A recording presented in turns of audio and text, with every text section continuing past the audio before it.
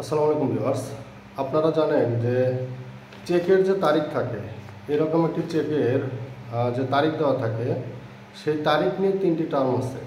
একটি টার্ম হচ্ছে post dated check, একটি অ্যান্টি ডেটেড চেক, একটি হচ্ছে স্টেল চেক। তো এই চেকগুলো পোস্ট ডেটেড এবং স্টেল চেক, এই চেকগুলো আসলে পেমেন্ট দেওয়া যায় না। তো আজকের ভিডিওতে আমি পেমেন্ট যে দেওয়া যায় না সেইটা কোন আইনের বলে আসলে দেওয়া যায় না, না কোনো প্রথার বলে, না প্র্যাকটিসের বলে, বা এই চেকগুলো আসলে পেমেন্ট দিলে বাস্তব ক্ষেত্রে সমস্যাটা কী হয় এবং লজিকটা কী, সেই বিষয় নিয়ে আজকে সংক্ষেপে আপনাদের সামনে ক্লিয়ারলি বোঝানোর চেষ্টা করব। ভিউয়ার্স, আপনারা জানেন যে এই চেক থাকে, এই চেকে ডেট দেওয়া থাকে। এই ডেটটা একটি গুরুত্বপূর্ণ অনুষঙ্গ একটা চেকের। তো এই যে তারিখ দেওয়া থাকে, সেই তারিখটা যদি ধরেন আজকের 16 তারিখ, 16/9/2025, এই ডেটে যদি চেক দেওয়া থাকে, আজকেই যদি ব্যাংকের কাউন্টারে উপস্থাপন করা হয়, তাহলে এটা নিয়ে কোনো আলোচনাও নাই, সমালোচনাও নাই, এটা যথাযথভাবে সেটা পেমেন্ট দেওয়া হয়ে যাচ্ছে। এখন প্রশ্ন হলো, যদি এই তারিখটা যদি পূর্বের তারিখ থাকে এবং পরের তারিখ থাকে, তাহলে কি হয়? যদি পূর্বের তারিখ দেওয়া থাকে, সেটাকে বলা হচ্ছে অ্যান্টিডেটেড চেক। আর যদি পরের তারিখ দেওয়া থাকে, তাহলে বলা হচ্ছে সেটা হচ্ছে পোস্ট ডেটেড চেক। অ্যান্টিডেটেড চেক হচ্ছে যে আজকের যে তারিখ তার পূর্বের যে কোনো তারিখ হতে পারে। এই তারিখের মধ্যে আবার দুইটা ভাগ আছে। অর্থাৎ মনে করে উদাহরণস্বরূপ যদি বলি যে 10/9/2025, আজকের তারিখ 16/9/2025, যদি চেকটা লেখা থাকে 10/9/2025, তাহলে সেটা অ্যান্টিডেটেড চেক। অ্যান্টিডেটেড চেক হলে পেমেন্ট দেওয়া যাবে না, বিষয়টা এরকম না। অ্যান্টিডেটেড চেক পেমেন্ট দেওয়া যাবে। তো পেমেন্ট দেওয়া যাবে কত তারিখ পর্যন্ত? সেটা হচ্ছে বেসরকারির ক্ষেত্রে, বেসরকারি চেকের ক্ষেত্রে বা ব্যক্তিগত বা বিজনেস টু বিজনেসের ক্ষেত্রে আপনার 6 মাস, আর সরকারি চেকের ক্ষেত্রে 3 মাস। এখন প্রশ্ন হলো যে এই যে 6 মাসের বেশি যদি এই তারিখটা হয়, ডিউরেশনটা হয়, তাহলে এই চেকটা পেমেন্ট দেওয়া যায় না, যেটাকে স্টেল চেক বলে। তাহলে পূর্বের চেক দুই প্রকার, একটা হচ্ছে অ্যান্টিডেটেড চেকের মধ্যেই আবার স্টেল চেক অন্তর্ভুক্ত। তো 6 মাসের বেশি হলে স্টেল চেক। তো এই চেকটা পেমেন্ট দেওয়া যায় না, আমরা জানি। তো পেমেন্ট দেওয়া যায় না কারণটা কি, তার আইনগত ভিত্তি কী?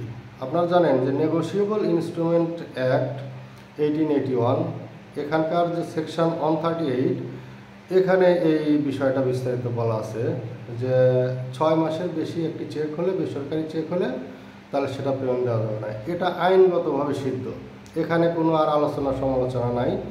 তবে লজিক যেটা বলে এই আইনের পক্ষে, লজিকও আছে। ধরুন একটা বিজনেস বা একজন ব্যক্তি একটা পরিকল্পনা করে একজনকে একটা চেক দিল, 6 মাসের বেশি হলে তার কিন্তু পরিকল্পনা, তিনি যদি টাকাটা না উঠান, তার পরিকল্পনা কিন্তু আবার চেঞ্জ হতে পারে। তার যে ব্রেইনের মধ্যে কিন্তু এই বিষয়টা নাও থাকতে পারে, ভুলে যেতে পারেন যে তাকে অন্য কাউকে চেক দিয়েছেন।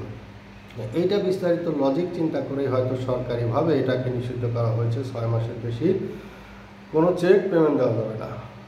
আর পোস্ট ডেটেড চেকের ক্ষেত্রে, আপনার পোস্ট ডেটেড চেক হচ্ছে আজকে 16 তারিখ, যদি 17 তারিখ হয়, 17 তারিখ, সেটা যে কোনো তারিখ হয়, আজকের পরের যে কোনো তারিখ হলে পোস্ট ডেটেড চেক। এখন এই পোস্ট ডেটেড চেক আসলে পেমেন্ট দেওয়া যায় না কেন, এটার আইনগত ভিত্তি কী?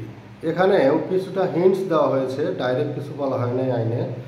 আপনার নেগোশিয়েবল ইনস্ট্রুমেন্ট অ্যাক্ট 1881-এর 21C, এইখানে কিছুটা বলা আছে। এখানে আবার বলা আছে যে চেক পোস্ট ডেটেড হলেই যে চেকটা ইনভ্যালিড হবে, বিষয়টা এরকম না।